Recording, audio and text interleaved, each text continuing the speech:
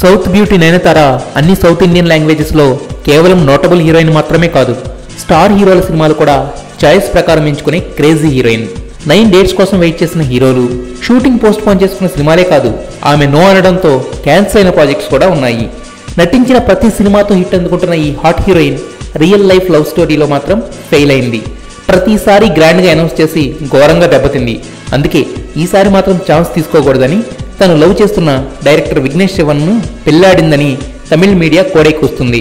అది కూడా రీసెంట్గా కాదు, మే నెలలోనే వెడ్డింగ్ ప్రాసెస్ పూర్తయిందట.